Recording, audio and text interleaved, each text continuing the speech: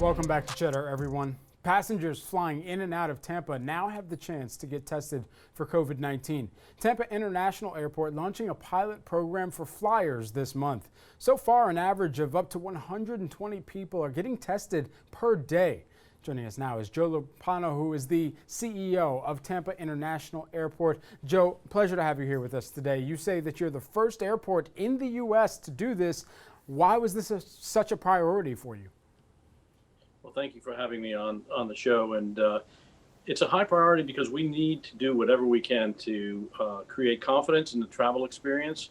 And now that widespread testing is available, the technology is available, what better way to do that than right at the airport, when even before you just get on your plane, you can know whether you're positive or negative.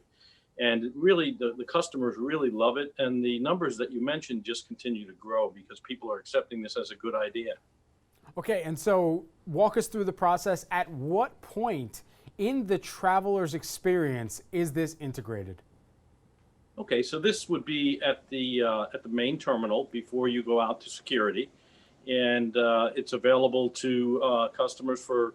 There's two different types of tests. There's the PCR, which is $125, and that's the most accurate, and then there's the antigen test, which is a 15-minute turnaround, and that's $50. And so the customer gets tested right there at the main terminal. We'll know whether they test positive within 15 minutes if they take the rapid test. And we've had some customers who have tested positive, and Baycare, the healthcare professionals, have a discussion with that passenger and tell them that they should not continue on their way. And passengers have accepted it. The people who have been tested feel very, very positive about it. Most of the time, they feel like they want to get tested because they're going to see their friends or relatives, and they want to make sure that they don't cause any harm to anybody else. That's a great point. And so we do know for travelers, prior to the pandemic, the rule of thumb was if you are not checking anything, then you can arrive about an hour ahead of your flight. And we do know if you were checking things that you should probably get there about 90 minutes ahead of your flight. And so, Joe, if you're still with us here, what is the rule of thumb with this process now in place? You know, how far ahead of our flight should we be arriving to account for this test being done? Yeah, well, if you're planning on getting the testing done, I would say add at least a half an hour to your plans. But to be very careful, put an hour in the front. The test takes it's immediate testing. Sometimes you have to wait in a short line, and you'll get your results in 15 minutes. So it really is not a very time-consuming function, and it's very convenient. It's very close to the planes. And which testing manufacturer did you decide to go with for this effort? Yeah, I don't know the answer to that one. I'm sorry. That's okay. That's okay. And so understanding the PCR and antigen tests at TPA, they cost money. Can passengers use healthcare insurance to pay for that? Yes, they can submit their receipt to their healthcare provider, and if they cover it, they'll be reimbursed. And so do you think that other airports will take on this type of model, and what piece of advice would you give to them in implementation?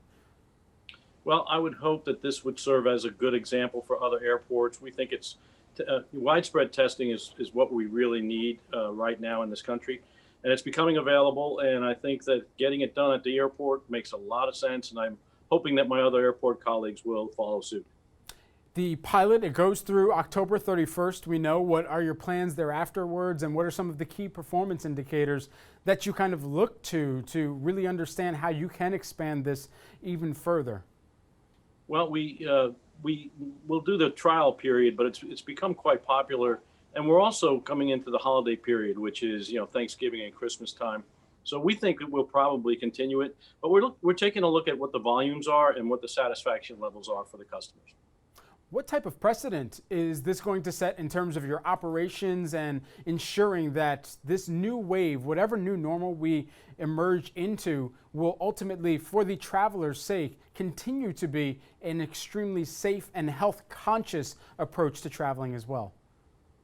Yeah, good question. We've evolved ourselves ever since COVID hit us, and we were one of the first airports to implement a program called TPA Ready, which involved social distancing stickers and markers, plexiglass barriers, enhanced cleaning routines, less seating availability. So we were ahead on that front. this is the next iteration of that effort, and this is the latest technology. What comes next is unknown, but we will always do whatever we can to make the passengers safe. Now, have any other airports or airlines themselves, as we know that they're considering these types of processes and steps as well, have any of them reached out to you?